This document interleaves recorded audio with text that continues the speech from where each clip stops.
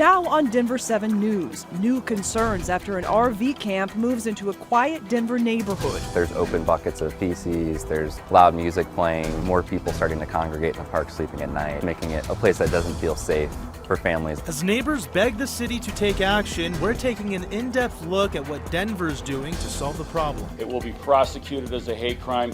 This is someone who has hate in their heart, soul, and mind. Plus, new details on the deadly mass shooting inside a New York grocery store, why police say the shooter was motivated by racial hatred. I can honestly look at you in the eye and tell you it's the best thing that ever happened to me. And losing his legs won't stop one man from running the COLFAX marathon, how the veteran is using his life experience to inspire others. Thank you for joining us for Denver 7 News at 5. I'm JACLYN Allen. And I'm Brian Wang. It's a problem that keeps popping up again and again in Denver. People living in RVs, moving into neighborhoods, and creating a dangerous situation. Today, Denver 7's Patrick Perez went into a southwest Denver neighborhood where homeowners are pleading with the city for help. Neighbors say the RVs moved into the area of Aspgren Park here in southwest Denver about 2 weeks ago, and they say without any quick city action, this could turn into a long-term problem. It's a beautiful park in the heart of this southwest Denver neighborhood, but in the past few weeks, homeowners say Aspgren Park has become inaccessible. People have been throwing knives and throwing stars at trees. There's open buckets of feces, there's loud music playing, there's generators running. More people starting to congregate in the park sleeping at night. KNOBLOCK is the president of the Athmar Park Neighborhood Association. He's speaking on behalf of nearby homeowners, including himself, who say their new neighbors are causing problems. I usually take my 17-month-old son to the park to play, and I definitely don't feel safe taking him there now. KNOBLOCK says there have also been fights among the RV campers, and police have been called on several occasions. We are really asking for the city to help us out with the situation. We understand it's really difficult, but we keep getting answers it's kind of like there's nothing we can do. We reached out to the Department of Housing Stability. A spokesperson says they're aware of the concerns and they're working to make sure outreach teams are servicing the area. Denver police did not respond to a request for comment. KNOBLOCK just hopes his neighborhood isn't forgotten and that the situation doesn't get any worse. We can't help but have the feeling that if this was in Wash Park, you would never see 10 RVs lined up in Wash Park. You wouldn't see open toilets in Wash Park. Patrick Perez, Denver 7. We want to go in depth and talk about Denver's latest attempt to tackle these issues surrounding RVs and the homeless population here. And if you remember, back in March, we told you about a similar situation happening in Denver's Ruby Hill neighborhood. That's when the city announced its safe parking program. It essentially allows people living in cars and RVs to park at a permanent site where they could access services like bathrooms, showers, and caseworkers.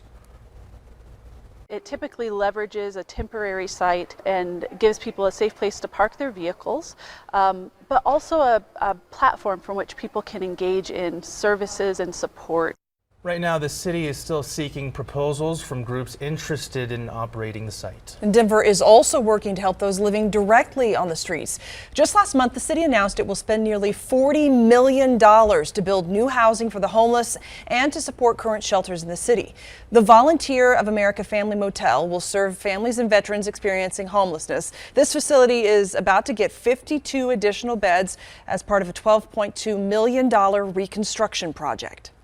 Families sought haven here during their darkest hours, and with the help of this dedicated staff of VOA, this was a place where they regained stability and found their way back to a prosperous future for themselves and for their children.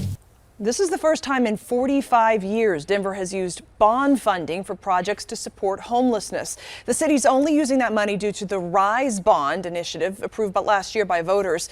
This funding is also going towards the Urban Peak Youth Homeless Shelter, and it's building a new 450-bed shelter at 48th Avenue near Colorado Boulevard. And when it comes to cleaning up homeless encampments, Denver police are no longer required to give a 7-day notice before a sweep. At the beginning of this month, the U.S. Court of Appeals overturned that requirement. However, city officials say they still plan to continue giving notice to those forced to move as a courtesy. We are learning more tonight about the 18-year-old man who shot and killed 10 people at a New York grocery store yesterday. ABC's Rena Roy has the latest from Buffalo as the FBI investigates what they call a hate crime.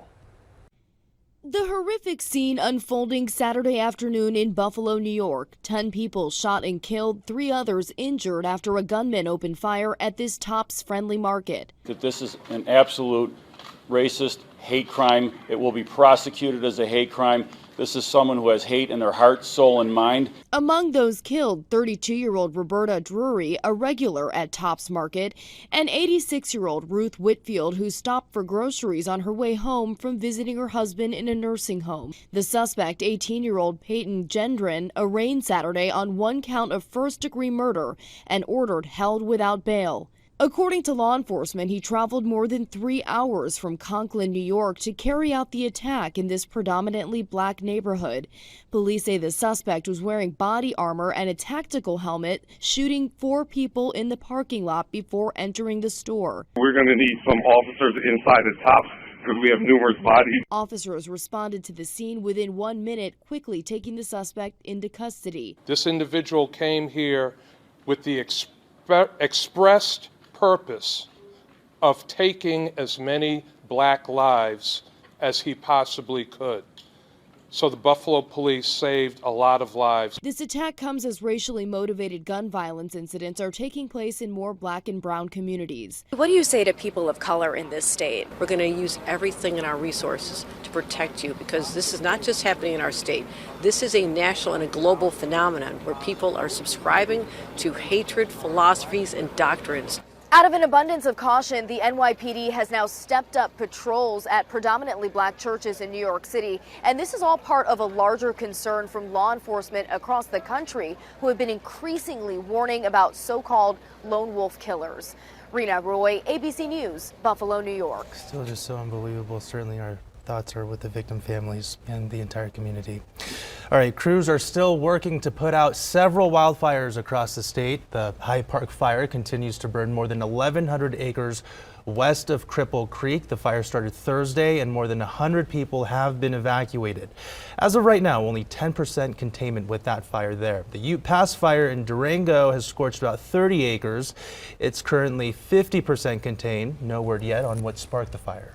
The Aurora Police Department is investigating a deadly crash that shut down part of Colfax Avenue for several hours last night. This happened just after 9 on East Colfax near North Laredo Street. Police say a pickup truck hit another pickup truck as it was making a left onto Laredo. The man and woman inside that first pickup truck were taken to the hospital where the woman died. The extent of the man's injuries are not known yet, but the second driver did stay at the scene and is cooperating with police. This week, the Aurora City Council will consider lifting the city's ban on ice cream trucks. Selling ice cream out of a vehicle has been against city law for the past 4 decades. The Aurora Sentinel reports that City Council member Dustin Zvonek plans to include the law in a package of regulations set to be repealed by a red tape committee. Zvonek tells the Sentinel it's the perfect example of a burdensome regulation, and that with delivery becoming so common these days, especially during the pandemic, the regulation has become outdated. The committee will meet on Tuesday. All right, high inflation and baby formula shortages have Americans feeling the pinch. Up next, hear from House Speaker Pelosi on Congress plans to tackle those issues. And breaking barriers in the sports world, meet the double amputee veteran taking on the Colfax Marathon.